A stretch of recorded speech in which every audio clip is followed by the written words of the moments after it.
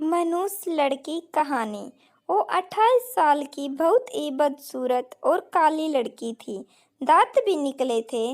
उसे अपने रंग और बदसूरती का जरा भी अफसोस नहीं था। हमेशा खुश रहती थी। उसका शरीर बेडौल था।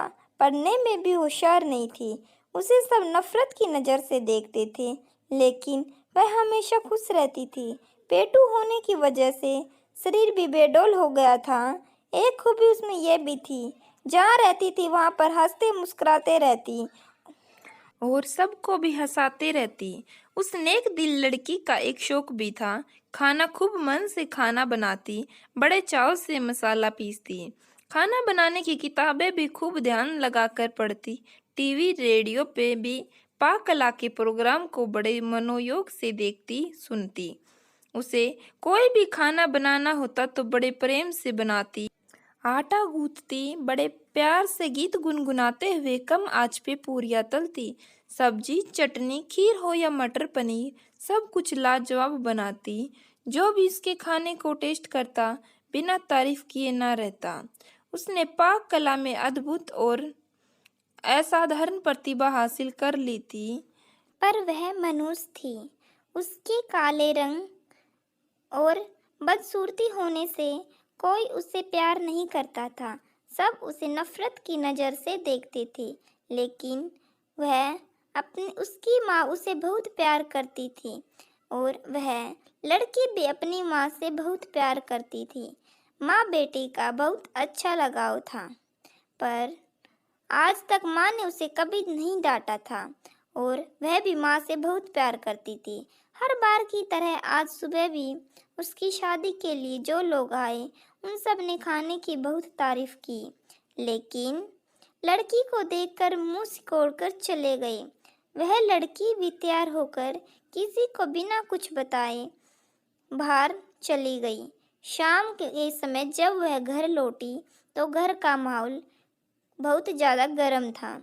पिताजी माँ पे बहुत गुस्सा थे। माँ को भी बहुत कुछ अच्छा भला बुरा सुना रहे थे और बहुत जोर जोर से ऊंची आवाज़ में बोल रहे थे। पता नहीं कौन से पाप के बदले में ये मनुष्य लड़की मिली। पिता से प्राय यह शब्द सुनती थी, उसे कोई असर न होता था। वह बहुत खुश खुश माँ को कुछ बताने गई और कहा, बड़ी भूख लगी है माँ, कुछ खाने का दो। लेकिन आज तो माँ भी बहुत गुस्से में थी। माँ ने भी गुस्से में लड़की को बहुत भला बुरा सुनाया। माँ ने ये तक नहीं देखा कि लड़की क्या बोल रही है। उसके हाथों में एक सर्टिफिकेट और एक चेक भी था, पर माँ आज इतने गुस्से में सब्जी काट रही थी, उसकी तरफ देखे बिना ही बोलती रही, तू सचमुच मनुष्य है। काश पैदा होते ही मर जाती तो आज ये दिन ना देखना पड़ता। 50 रिश्ते आए, किसी ने तुझे पसंद न किया। उस मनुष्य लड़की को माँ से ऐसी आशा न थी।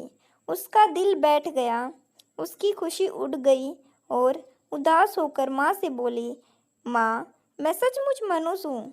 माँ क्या मैं मर जाऊँ? बोलते बोलते उसका गला रुंध गया और चेहरा लाल हो गया। लड़की बहुत गुस्से में हो गई। माँ ने भी गुस्से में कहा, जा मर जा, सबको चैन मिलेगा। मनुष्य लड़की ने अपने कमरे में जाकर दरवाज़ा बंद कर लिया। थोड़ी देर बाद जैसे ही माँ को अपनी गलती का एहसास हुआ तो माँ दौड़ी दौड़ी कमरे की तरफ गई। आवाज़ देने पर भी दरवाज़ा जब नहीं खुला तो माँ ने ज़ोर से धक्का मारा। तेज धक्के से दरवाज़ा खुल गया। माँ ने देखा, सामने दुपट्टे के सहारे जीभ बाहर निकले हुए उस मनुष्य काली लड़की की लाश झूल रही थी। वहीं पर एक चिट्ठी, सर्टिफिकेट और 1 लाख का चेक भी रखा था। चिट्ठी में लिखा था, माँ मैंने आज तक तुम्हारा कहना माना है। आज तुमने मरने को बोला, यह भी मान रही हूँ। अब तुम मनुष्य लड़की की माँ नहीं कहलाओगी, क्योंकि अब मैं मर गई हूँ। मैंने पढ़ने की बहुत कोशिश की, पर मेरे दिमाग में कुछ जाता ही नहीं। पर भगवान ने मुझे ऐसा बनाया, इसमें मेरा क्या कसूर? इसमें मेरा क्या दोष। मुझे सब काली, मनुष्य, भोंदू सब कहा। मुझे बुरा नहीं लगा, पर तुम्हारे मुंह से सुनकर मुझे बहुत बुरा लगा मेरी प्यारी माँ। और हाँ, आज नेशनल लेवल की खाना बनाने वाली प्रतियोगिता में मुझे फर्स्ट प्राइज और 1 लाख रुपए का चेक मिला है, और साथ में 5 स्टार होटल में मास्टर शेफ की नौकरी भी मिली। और पता है, आज माँ, मेरी ज़िंदगी का सबसे खुशी का दिन था, क्योंकि पहली बार किसी ने मुझे भाग्यशाली कहा है, वरना सब मुझे मनुष्य मनुष्य कहते थे। पहली बार किसी ने मुझे भाग्यशाली कहा है।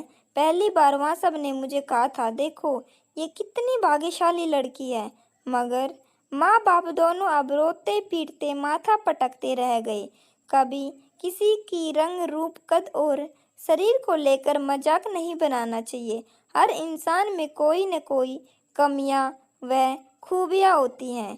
कोई भी परफेक्ट नहीं होता।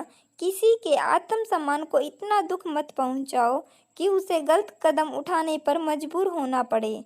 बहुत से ऐसे लोग हैं जिन्हें अपनी कमियों को ताकत बनाकर दुनिया में सफलता हासिल की है। आपको यह कहानी कैसी लगी? आपकी इस कहानी के प्रति क्या राय है? कमेंट बॉक्स में बताएं। अगर आपको यह कहानी अच्छी लगी हो तो चैनल को लाइक, शेयर और सब्सक्राइब करना नहीं भूलना। अगर चैनल पर नए हो तो चैनल को ज़रूर सब्सक्राइब करना। कहानी को सुनने के लिए दिल से धन्यवाद।